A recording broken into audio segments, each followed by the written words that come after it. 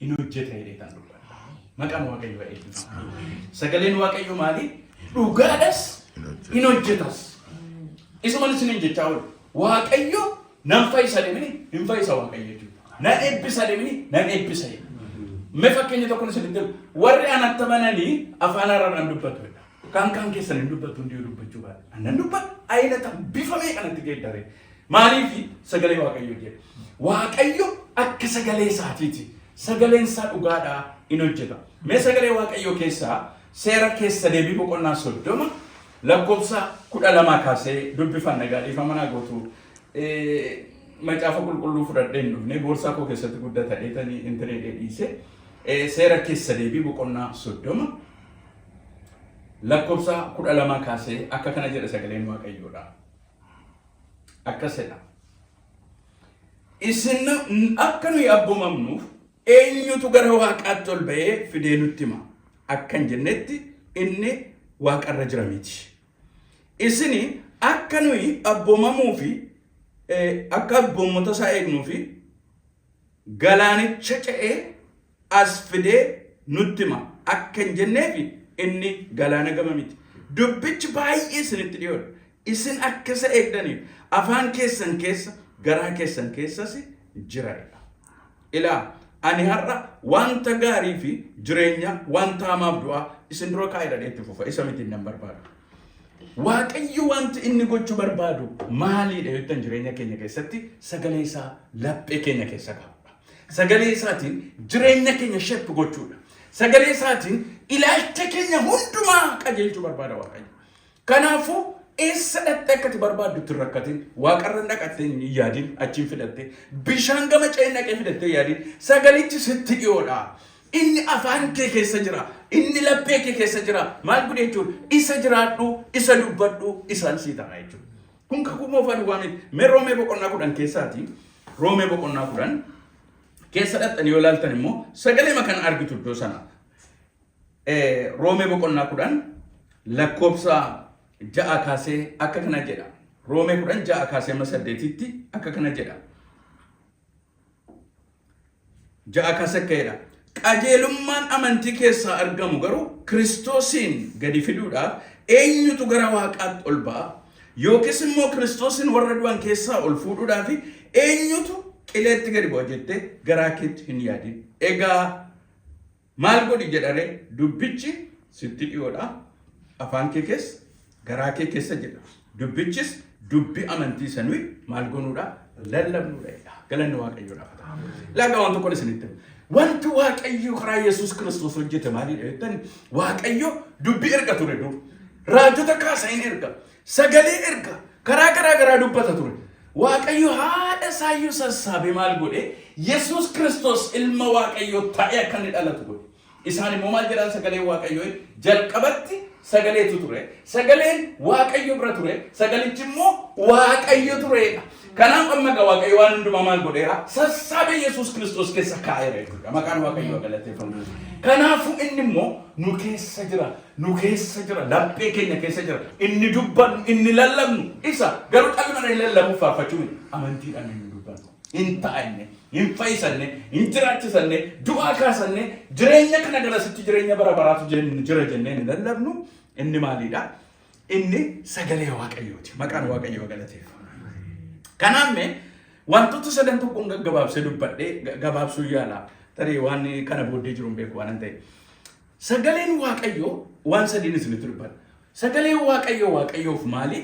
Sagaleen Waaqayyoo amantootaaf maali? Sagaleen Waaqayyoo guutummaa addunyaa kanaaf maali waan jedhuun gaggabaabsee wantoota sadii dubbata. Tokko sagaleen Waaqayyoo maalidha beektu?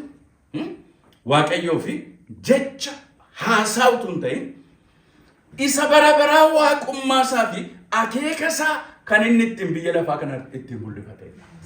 Ameen. Waaqummaa isaa, jabina isaa, ulfina isaatii fi akeeka isaa isa bara baraa ho'aa hidhee sanni ittiin nu dura kaa'edha jechuudha sagalee Waaqayyoo. Maqaan Waaqayyoo eebbifamu. Kanaaf waan tokko isinitti himse sagalee Waaqayyoo irraa achis asis gaafeen Waaqayyoo wajjin wal dhabaa irra jiru. Biyya kamiin naqaa sadarkaa kamirraa sagalee Waaqayyootiin ala wanti nu yaallu hundinuu Waaqayyoon ati sirrii miti jechuudha. Kanaaf Waaqayyo fedha isaa jaalalasa akeekasa akkatti biyya lafaa bulchu ho'aa jedhee nutti kennee jechuudha Waaqayyo. Ameen. Asitti kiristaanonni Waaqayyo kan wal dhabnee kan Waaqayyo sagaleen Waaqayyoodha kana jechuudha. Kanaafitu yoo laaltaneettanii Waaqayyo akkuma sila siniin jedhe in dubbata ture karaa adda addaa sagalee erga ture. Akkeedhamni yoo laaltaneettanii biroota boqonnaa tokkorraayyuu Waaqayyo bara durii abboota keenyatti karaa garaa garaatiin karaa raajotaatiin dubbateera. Amma bara sadhumaa kanatti immoo karaa eenyu nutti dubbate karaa ilma isaatiin nutti dubbate. Maqaan Waaqayyoo galateeffamu. Kanaafitu Waaqayyo magaa Yesuus Kiristoosin maal godhe Logos godhe nu bira kaa'e Waaqayyo. Maal jechuudha inni Waaqayyo seeraan nu biratti hojjetu. Waaqayyo bara baraan bitu. Isa yeroodha gara yerootti jijjiiramtu hin taane Waaqayyo bara baraan seera jireenyaa nu bitu godhe Yesuus Kiristoosin jireenya keenyaaf kenneera. Kanaafan sila isiniin jedhe Wangeela Yohaannis 1:2 irratti jalqabatti sagaleetu ture. Sagalee Waaqayyo bira ture. Sagalichis Waaqayyo ture. Lakkoofsa 14 fudhattanii yoo ilaaltan sagalichis foon uffateetu nu gidduu buleedha. Galanni Waaqayyoodha. Maaliif beektu kun Waaqayyoon gara kamiin illee akka hin shakkinetti namni Waaqayyo tokko kakunni qabu akka inni raawwatamu namni Waaqayyo tokko jireenya inni jiraachuun irra jiru jireenya dhugaa Yesuus irraa akka barutti barsiisa isaa jireenya isaa amala isaa fayyisuu isaa hundumaa namni amaleeffatee akka inni jiraatutti Yesuus Kiristoos foon ta'ee nu gidduu bulee jiru. Kan nuuf du'ee du'a kee cubbuu nurraa fuudhuratti the best example ever. Fakkeenya kan nuyi godhannu bara keenyatti tajaajilaa kamuu miti. Raajii kamiin iyyuu miti. Yesuus Kiristoos ofiisaati. Maqaan Waaqayyoo galateeffamu. Kanaaf waa'ee Heroodisa yaadan ture kaleessa waldaatti yaadadhee illee dubbanne jechuudha. Heroodisi yeroo Yesuus Kiristoos dhalachuudhaaf jedhe warri sabaa sagal biyya fagoodha biyya bahaati dhufaniitu meerree eessatti dhalata mootichi jedhaniitu Heroodisiin gaafatu. Akkuma carraatti goranii. Gaafatanii maaloo ittiin mootichi eessatti dhalata nuyi urjii isaa fagoodhaa ilaallee dhufneedha. Baay'ee akka kale sana dinqeen beeku sagaleen kun Wangeela Maatiyoos boqonnaa tokko keessatti kan ilaaltan. Mootii jedhe hinne isa mootummaan irraa fudhatuudha jedhe. Akkatti sagalee Waaqayyoo raawwatamu sanitti akkasumas jireenya keessan keessatti ameen.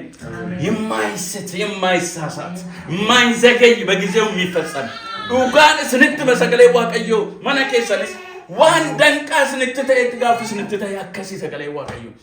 Akkeedhe mee qoradhaa mee dhaqaati macaafota seeraa qoradhaa eessatti dhalatan jedhame kuni gaafa qoratanii ilaalanii Beetaliheem biyya Yihuudaa achitti dhalata kunoo jedhameera. Akkuma sana achitti dhalata. Duruma maa jedhameera yaa Beetaliheem Efraataa hin sodaatin ati magaalota biyya Israa'el keessa jiran hundumarraa ati ishee xinnoon taate. Inni si keessa dhalatu guddaa ta'a. Maqaan Waaqayyoo eebbifamu. Har'a waan tokko isin kadhadha. Hin shakkina sagalee Waaqayyoo. Isin jiraachisa, isin oolcha, isin ceesisa, isin gargaara. Waaqayyo akkuma sagalee isaatiiti. Maqaan Waaqayyoo eebbifamu. Dhugaa kanaan nu bita Waaqayyoo jechuudha. Ulfinni Waaqayyoo bara baraan. Kanaafitu kan beekuun nuuf ta'u sagaleen Waaqayyoo oduu miti. Seenaa bar tokko ta'e miti. Waan bar tokko ta'e dhugaan isinitti Waaqayyoo nutti himamatu seenaa ta'ee hafa ta'e. Seenama kan biraa dubbisaa nu jedhu. Sababi isaa wanti baay'een ta'eera biyya lafaarraa. Garuu is going to be repeated. Jireenya keenya keessatti dabalee fayyisuunsaa eebbisaa inni jedhe ta'umsa jireenya keenya keessatti akka inni raawwatu amanaa isiniin jedha. Maqaan Waaqayyoo galateeffamu. Kanaafi sagaleen Waaqayyoo oduu miti isiniin jechuu kan jedhe. Sagaleen Waaqayyoo hin uuma. Ameen. Waa'ee uumama maaliif nutti hima beektu? Ammayyuu akka uumuu danda'u waan cufame banee waan hin jirre jiraachisee waan haara gochuu akka danda'u nutti. Kanaaf waa'ee uumamaa nutti hima sagaleen Waaqayyoo akkasidha. ሰማያት በእግዚአብሔር ቃል ተፈጠሩ ሰራዊታቸውም ሁሉ በአፉ እስትንፋስ መቃን Waaqayyoo ገለቴፈው ሰሚን ኩን ሰገሌ Waaqayyoo ትንድሪዴ ታየደን tokkitti dubbata Waaqayyo. Faarsaa Daawit keessa sagaleen tokko baay'inatti toleeroo hunda እግዚአብሔር አንድ ጊዜ ተናገረ እኔም ይህን ብቻ ሰማሁ ኃይሌ ማን ነው የእግዚአብሔር ነው ይላል። ኢላው ብሎታ ቋንቋ ቆለስ ልትም Waaqayyo jedhe uume hundashe lafa hammanatu lamenu jalata ukan lafa hamma kana furdatu kana Waaqayyo sagalee isaatiin taasise samiin maal fakkaatu kana ta'eedheetu diriirse Waaqayyo nu duwwaa isaa jira akka jiraan harka isaatiin hojjete Waaqayyo maqaan maal dadhaba Waaqayyo jedhaan homaan dadhaba Waaqayyo. Kanaaf akkasidha faarfannaan Daawit 33 samii kana ati sagalee keetiin diriirsite uumamni isa keessa jiru hundinuu hafuura keetiin diriiranii Maqaan Waaqayyoo galateeffama. Kanaafi Waaqayyoof sagaleen isaa isannittiin biyya lafaa bulchu, isannittiin biyya lafaa uumu, isannittiin jireenya namaa toora qabsiisuudha kan hin dagatina. Kanaafi har'a waldaan kiristaanaa lafaa kaati nu ijoollee Waaqayyooti. Waaqayyo nu wajjin hojjeta jennee yeroo nu yaabdannu that is what I believe. Sagalee Waaqayyootti nu deebisa Waaqayyo gaafas. Ameen ameen. Beektu wanti Waaqayyoon kennin hin jiru. Wanti Waaqayyo harkatti qabatee iyyaan hin jedhan jiru. Kadhataan lafa dhaagan galadha waan inni hin jedhan jiru. Beektu? Ameen. He has released sagalee isa kanarratti hundaa'uudhaan amantiidhaan garuu gaafa Waaqayyotti sin dhugaadhaan fudhanna. Maqaan Waaqayyoo galateeffama. Waaqayyo dhugaadha. Kanaafuu Waaqayyo sagalee isaatiin bulcha siniin jechuudhaaf hin jedheen. Nuuf maali? Amantootaaf sagaleen Waaqayyoodhaa maali? Isa waa tokko dubbadhatti dabalee. Sagaleen Waaqayyoo nuufi jireenya, dhugaa, qajeelfama, mi'a lolaa isattiin fedhaaf jaalala Waaqayyoo beekamuudha. Arrabi keenyatti mita akka dubbata. Maaliin jireenya keenyaati beektu? Gaafa waan tokko bittan ammaa waraqata turre jirti. TV gaafa bittan waan tokko gaafa bittan. Inni maali? Humni TV kanaan mana ga'a. Kun kanaan hojjeta. Ibsaa humna manaatiin intini goota. Akka inni itti hojjetu immoo isa kana. Haa jedhe dubbata. Waaqayyo sagalee Waaqayyo gaafa nutti kenne arrabi kee akka itti dubbata, iji kee akka itti ilaalu, miilli kee akka itti socho'u, miirri kee akka itti hojjetu, bitamuun kee Waaqayyoof haa ta'u. Kana ala hin dhootaa'edha. Hinduu ta'edha yoo. Ameen. Maanuwaaliidha waan ta'e. Kanaafituu sagaleen Waaqayyo nuufi akkasidha. Waan tokkoon isinitti kiristaanota akka Yaaqoob boqonnaa tokko lakkoofsa 18 dhattanii yoo ilaaltan sagalee cimaa tokko argitu. Nurratti eessaa jalqaba yoo jettanii sagalee Waaqayyoo keessaa waan tokkoon isinitti agarsiisa. Boqonnaa tokko lakkoofsa 18 dhattanii gaafa ilaaltanii akkasidha. Nuyi uumama isaa hundumaaf hangafa akka taanuuf inni akka jaalala isaatiitti dubbii dhugaatiin nu dhalche. Amen. በእውነት ቃል ወለደን። አሜን አሜን። ማል ta'uuf sagalichi jireenya keenya ta'uuf sagalichi hidda keenya qabatuuf sagalichi dhiiga keenya keessatti hojjetu sagalichi sammuu keenya keessatti hojjetu sagalichi miira keenya keessatti hojjetu sagalichi gara Waaqayyoon fakkaachuutti nu fiduu fi sagalee dhugaatiin yaadeetu nu dhalche nu uume haaraa godhe. Dhagaa Waaqayyo maal hin dandabeettu gaafa ni waaqessuu faarfachuu dadhabnu. Modeli godhe lafarra nu kaayee Waaqayyo. Ameen. Elas nittani madaka. Model Waaqayyo fayyisuu isaa eenyurraa biyyi lafa akka argitu barbaada isinirraa. Eebbisuu isaa isinirraa. Fayyisuu isaa isinirraa biyyi lafa akka argu barbaada. Kanaafuu የተፈጠርነው ለዚህ ነው. Maqaan Waaqayyoodhaa galateeffamu. Isin modeliidha jechuudha. Kanaaf dhagaa isinitti hima akka tasaa akka carraa hin duutan isin. Oh hallelujah. Amen. Biyyittiin hin du'eef hin duutan. Waaqayyo modelii eegasiniin jedhe namni isin argee fayyuun irra jiru tokko tuu isin hin argin akka isin duutan Waaqayyo hin barbaadu. Jechi afaan keessanii ba'ee dhaloota fayyisu tokko afaan keessanii tuntuun እግዚአብሔር አይገላችሁ. Oh hallelujah. Iji keessan argee harki keessan baatee ilaalcha Waaqayyo godhetuun jedhin attalfu hin duutan akka maddeen maqaan Waaqayyo galateeffamu. Maaliifi haayidha ለፍጥረቱ አከሰለ ለፍጥረት የበኩራት አይነት እንድንሆን በእውነት ቃል አስቦ ድንገተምን አስቦ ነማከነከተኖች አከይትድራ አከይተን ሰሙልስ አከይተን ትገርጋራ ማለት ፖቴንሻሊ ወይ ጅሉ አቀዩ የላባር ነው አስቦ መቃን ዋቀዩ ገለቴፈው ወለደደዳ መቃን ዋቀዩ ገለቴፈው ካናፋን ተቆነስ ልትም ሰገሌ ዋቀዩ አናፊስኒ በርባጅ ሰገረገዲትስ ለከነ Kanaafitu keedha Roomeen boqonnaa 10 lakkoofsa 17 ilaaltanii ilaa'edha.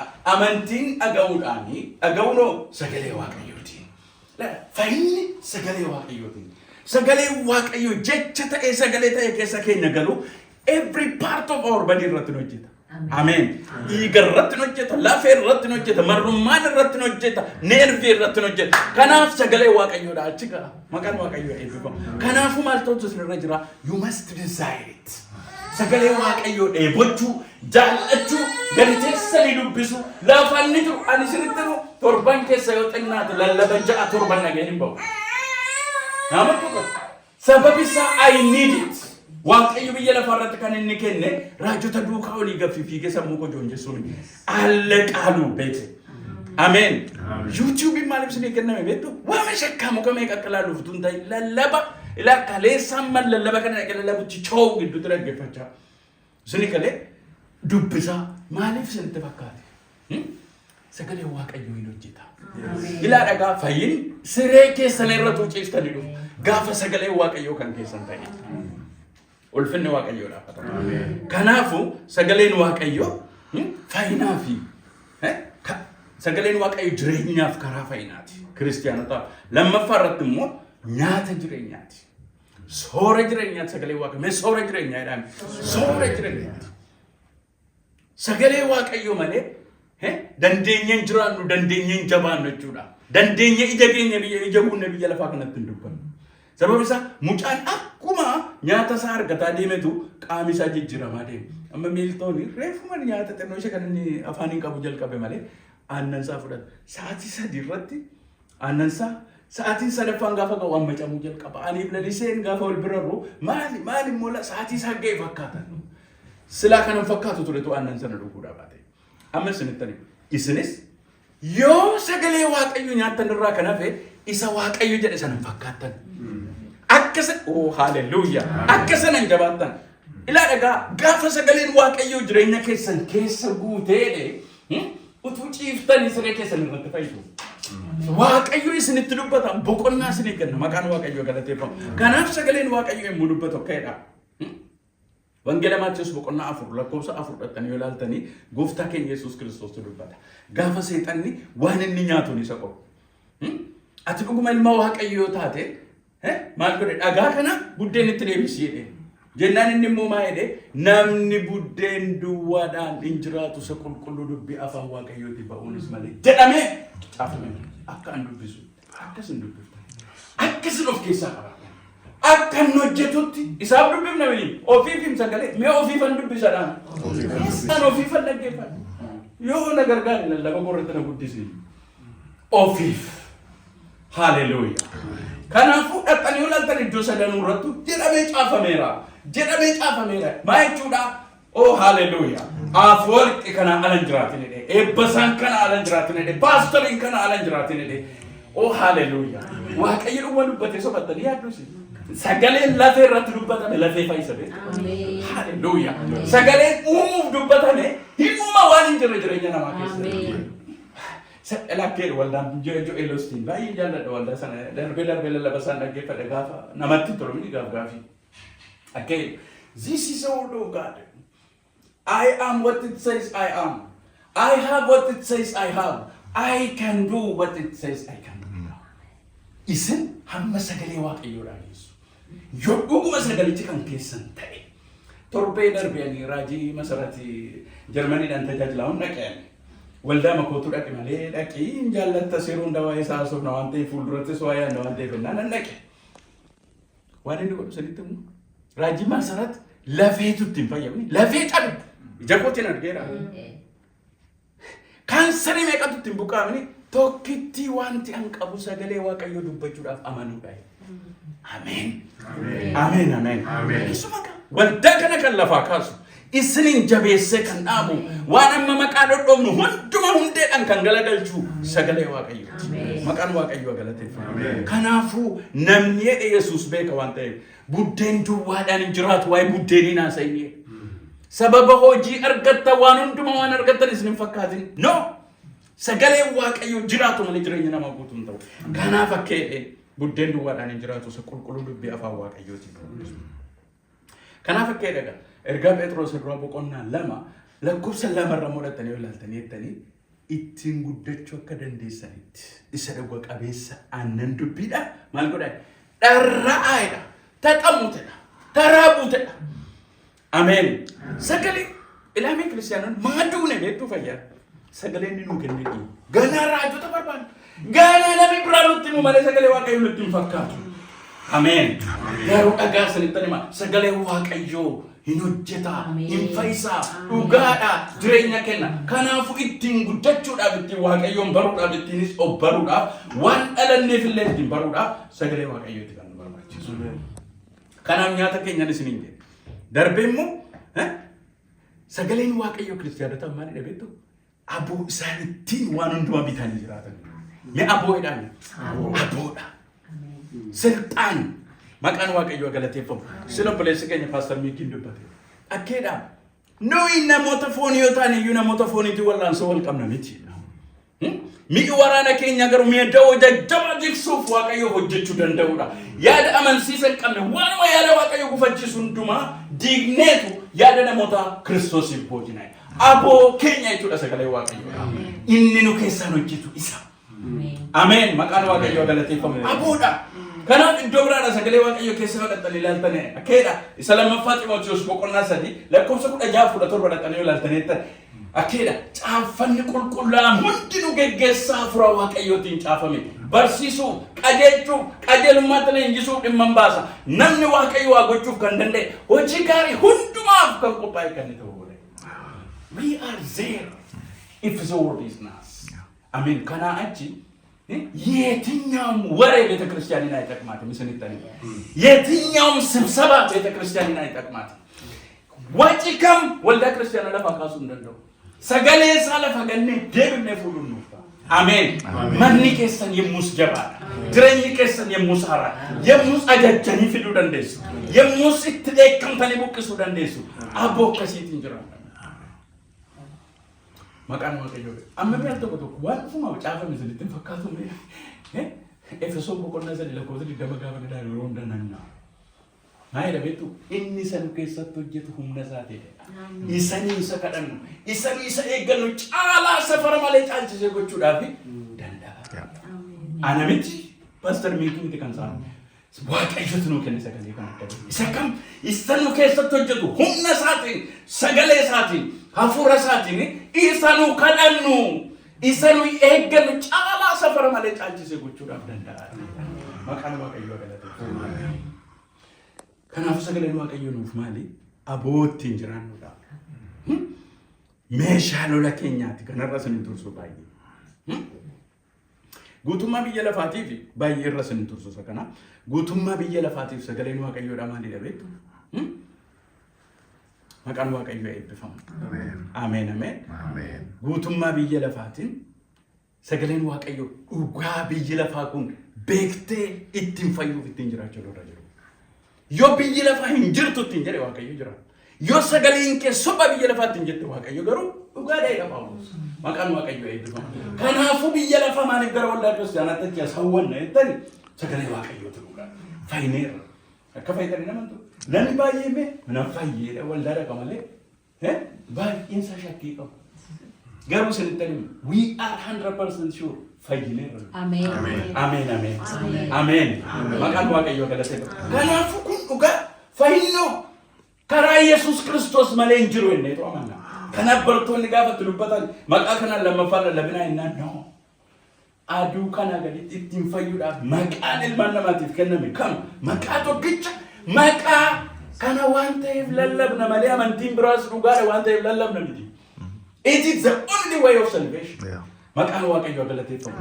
Kanaafuu saba waaqayyoo dhaggeeffadhaa. Biyyi lafaa kun beekumsa ofii isaatiitiin jedhamee macaafa qulqulluun dhugaa bira ga'uu dadhabnaanitu wangeela isa gowwummaa fakkaatu wankeenyaatiin gara keenya dhufe. Anaaf garuu wangeelli gowwummaa. Na amansiiseen amane.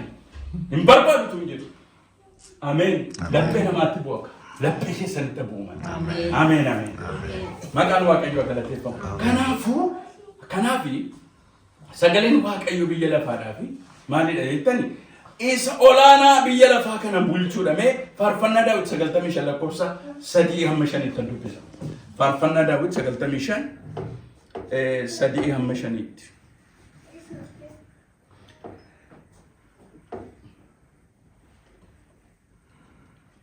Alta tokko staak godhee nama rakkisa macaa wanti kanarraa dubbisan kuni.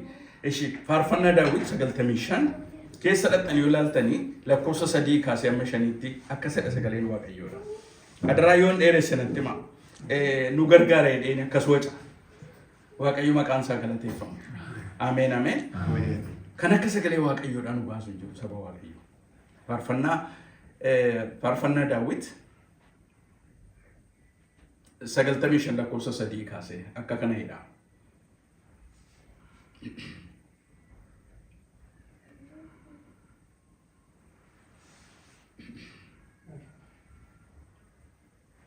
lakkoofsa 3 kaasee ka'e.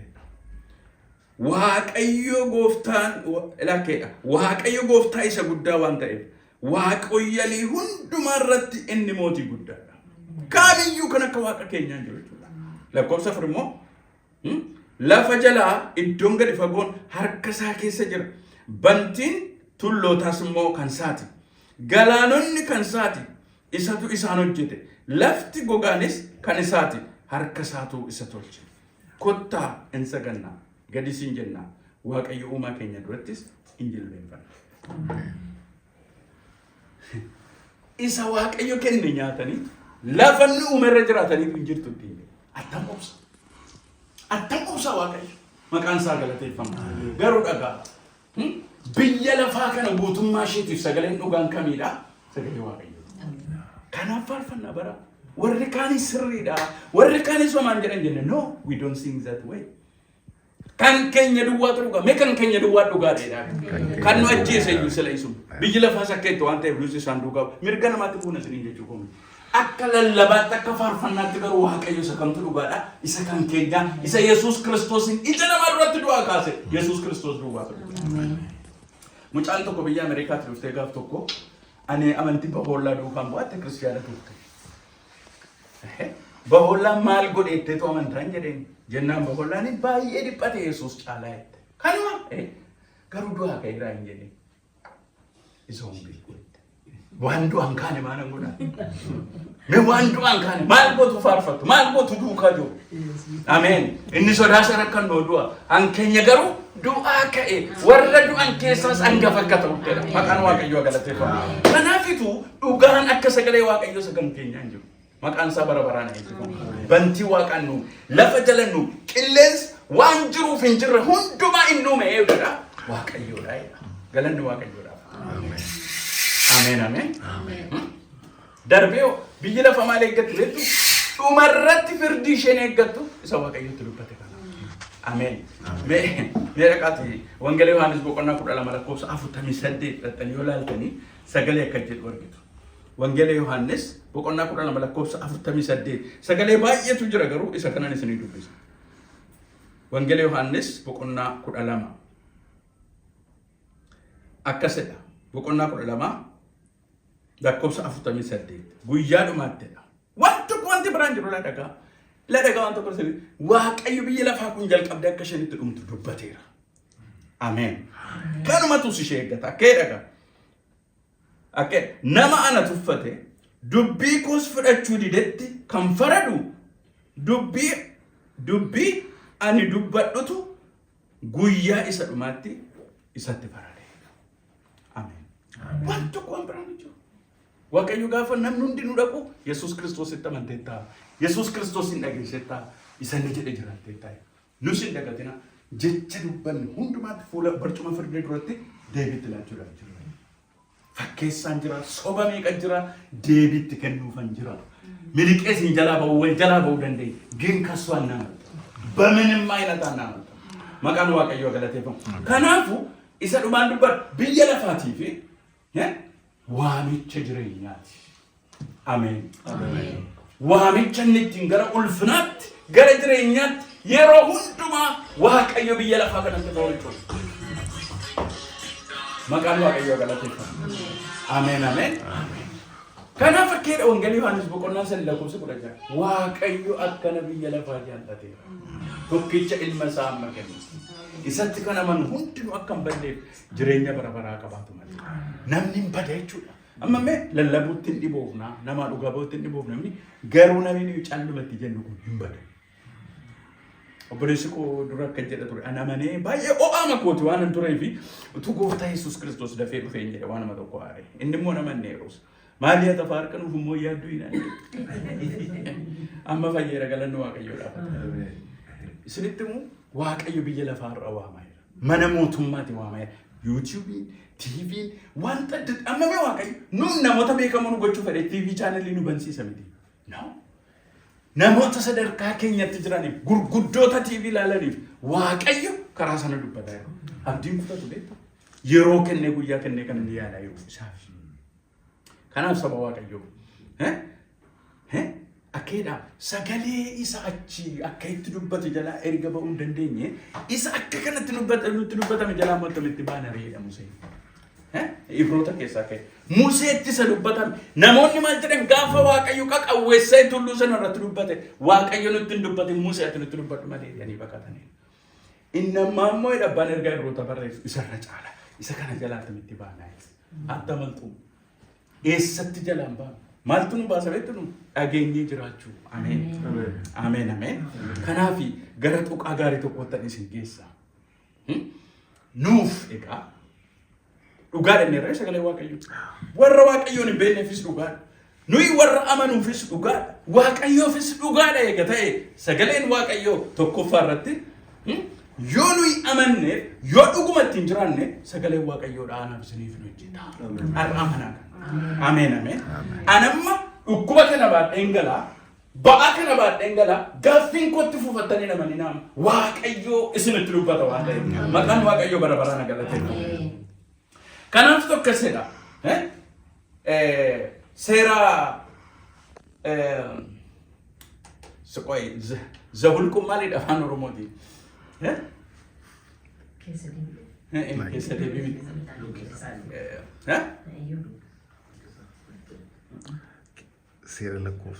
Seera lakkoofsa.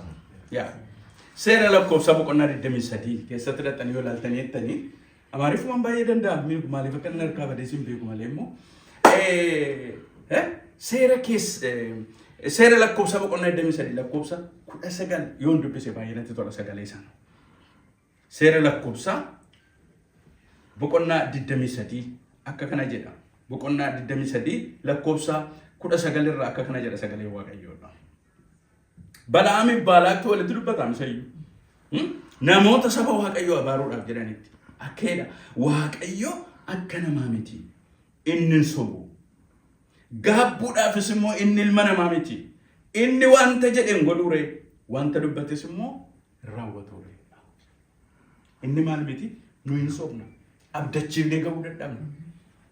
Namni akkasi Waaqayyo garuu amala isaa keessa waan hin jirre dubbatee gaabbuun abdachiisee sobuun sin fayyisadhee fayyisuu dhiisuun Waaqayyo amala akkasiin qabuudha. Maqaan Waaqayyoo eebbifamu. Ameen ameen. Kanaafitu saba Waaqayyoo nuyi akka ijoollee Waaqayyootti maal qabna waan amansiisaaf jabaa nuyi qabannee dhaabannu nuyi qabnu amma nu bira jiru sagalee Waaqayyoo. Ni jira sagalee raajonni dubbatan tokko tokko kana taatadhu namni kan biraa ta'a. Namni achi geessadhu namni du'a. Kan namaa ta'e sagalee Waaqayyoo garuu hin jiraatta isiniin jedhee naani maqaan Waaqayyoo galateeffamu utuu komii isin biraa du'u isin qofaa keessa jiraata. Sababi isaa sagalee Waaqayyoo qabdu waan ta'eef maqaan Waaqayyoo bara baraan galateeffamu. Kanaafuudhaaf inni namaaree akka namaa sobee dubbatee sobuudhaaf inni nama miti.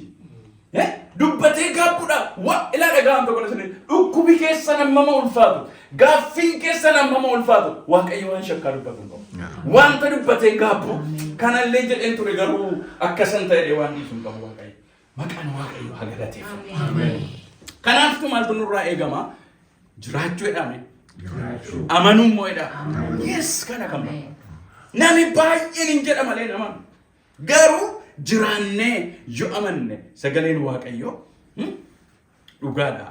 Humna hojjetu san of keessaa qaba. Maqaan Waaqayyoo bara baraan galateeffamu. Kanaaf fakkeedha faarfannaan Daawit 189 dhaqxanii yoo ilaaltanii jettanii sagaleen kee Waaqarra bara baraan jiraata. Ilaame wanta Waaqayyoon dadhabuuta kanatti ittiin ofii dhibeettu miti.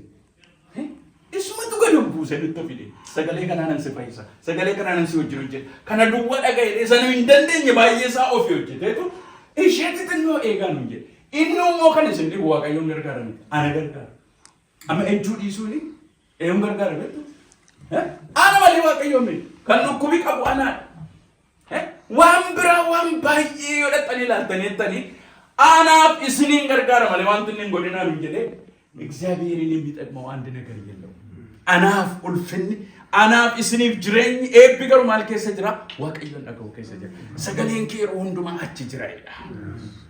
Galanni Waaqayyoodhaaf haa ta'u. Kanaafan sagalee tokko isinii dubbisa amma. Mee dhaqaa raajii Isaayyaas boqonnaa 55.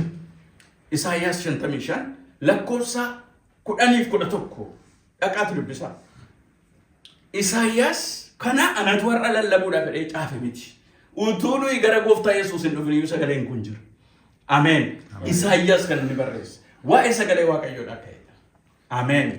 Bokkaaniif cabbiin samaa irraa roobeedha. Lafattutu waan biqilchin. Isa nyaata nyaatuuftu nyaata kennin akka ol hin deebine.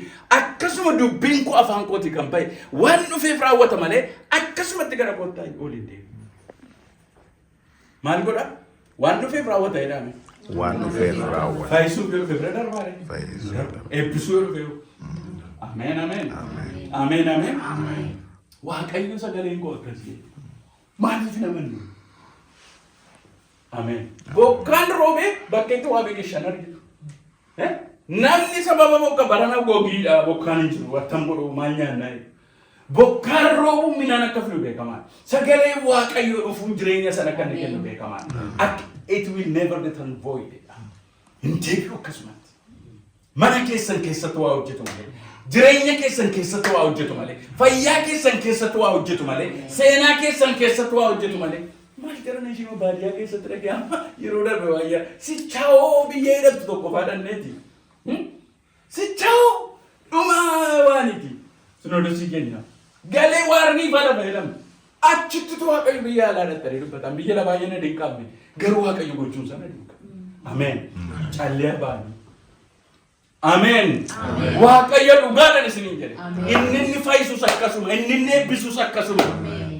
Miti achi dhufe.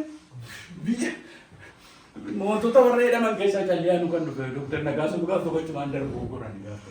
Isa xalaa gaaffii meeqan gaatti laani. Waa hundi godha. Oh hallelujah. Waaqayyoon keenya hin dhufaa. Ameen. Maqaan Waaqayyoo galateeffama. Kanaafitu waan isinirraa eegamsu itti amanaa. Jetteetta fideedhaan. Kadhata keessa kadhata cimaan itti macaafa qulqulluu keessa. Kadhachi dubbii Waaqayyoo caqafameetiin kadhatamu yeroo hundumaa waa hojjeta beektu. Akkeedha nama bartoonni. Waaqayyoon waan teessisu natti hin fakkaatu tokko tokko kadhati macaafa sagalee inni dubbate maqaadhaan kadhata. Na dhukkube na fayyisii fi garuu sagalee kee keessatti nama dhukkubsate nakkeetti nama si amanu jettee jechuun Waaqayyoon qabuudha beektu.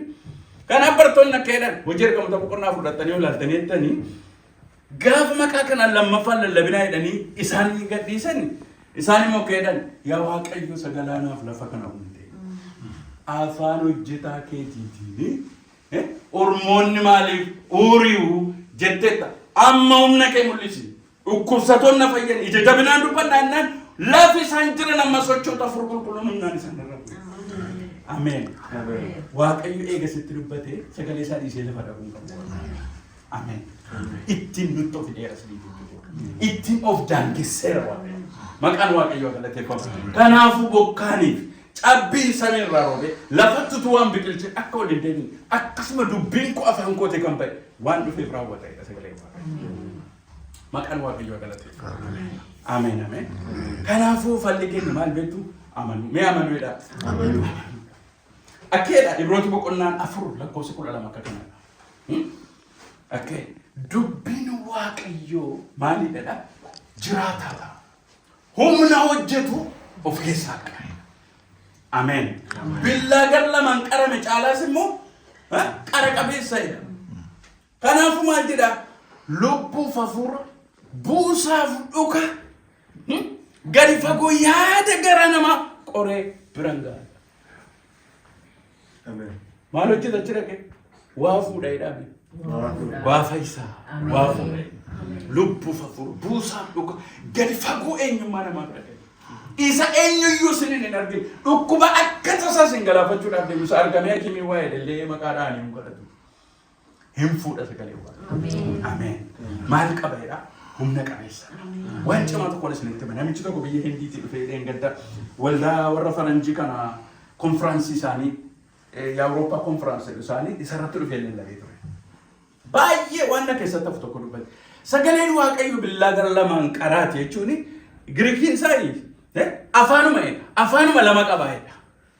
Isin galee kanaafuu afaan inni tokko isa Waaqayyo dubbatu. Ameen. Afaan inni tokko immoo isatti kan kooti na fayyisatu. Ameen. Ameen ameen. Kanaafuu waan tokko isinitti immoo hamma isin kun kan kooti nafa iseettanitti waaqayyo waan godhu beektu. Ameen. Ameen ameen. Kanaaf waaqayyo maal eega jettan bara kana waldaa kiristaanaa eegaa jira. Humni dhufaa eeyyennu. Ani sirriitti immoo rivaayivalii guddaa tamiinatti mul'atama. Sabi keenya akkas wal baqatanii gini maqaa. Maqaan waaqayyoo galateeffamu. Hin dhufeedhaatu dubbata. Maqaan waaqayyo an biyya kana dhufee eegan kana dubbadhe booddee eegasi raajina muka dubbatan baay'ee kan nagee. Booddeen hin naqaa gaafadha. Waaqayyoon fida rivaayivalii. Haara'umsan fida. Kaka'umsan fida waaqayyo. Maqaan waaqayyoo galateeffamu. Faayinan fida. Dinqiin hojjeta waaqayyo. Even kitaabni ittiin yeroo darbe maastarsii koo eebbifame iyyuu waaqayyo dinqii hojjetee saba gara isaatti sassaabee yaadee. Maal ta'e mata dureen sagaariidha garuu attamiidhu. Dubbisuudhaaf iyyuu baay'ee nama kakaasa akka ta'e. Ani raajiidha kanan dubbadhe malee calli malee sitti eebbifamuuf malee hin godhu waan akkasiis. Maqaan waaqayyoo galateeffamu. Ameen. Dubbiin waaqayyo maalidha? Jiraataadha. Jiraataadha jedha. Jiraataadha. Humna hojjetu of keessaa qaba. Ameen. Calli malee oduu miti. Yoo simmoo numti walitti taasifamne buna keenya dhugaa waan barbaanne naasumure. No. Sagalee waaqayyo gaafa dhufu garuu is special. It has the power of healing. Maqaan waaqayyo eebbifamu. The power of transforming and blessing. Sagaleen waaqayyo akkasi. Dhukkubicha irratti akkasi, hidhaa sana irratti akkasi, gaaffii sana irratti akkasi. Waaqayyo deebi gaaffii mana keenyaatiif deebiidha. Maqaan waaqayyo bara baraan galata. Sana isinii dubbise. Isinitti dubbadhe. Sagalee isaa ergee maal isaan godhe? Sagalee isaa ergee maal isheedha? Takka sagalee waaqayyo dhumna waan akkuma sanatti itti fufuun jiru. Ameen. Dhukkubi as jiru waaqayyoon nageera. Ameen ameen. Gaaffiin as jiru waaqayyoon nageera. Dhibeen as jiru waaqayyoon nageera. Waaqayyo irratti gadi bu'eera maqaan waaqayyoo galateeffama. Maaliif nutti dubbata waaqayyo? Maal iyyaanis nama raadhe? Ameen. Mee dhugaadhaan ne dubbannadhaan. Dhugaadhaan ne amannadha. Yes, dhugaadha sagalee waaqayyo maqaan waaqayyo galateeffamu. Maqaan waaqayyo eebbifamu. Kanaafi sagalee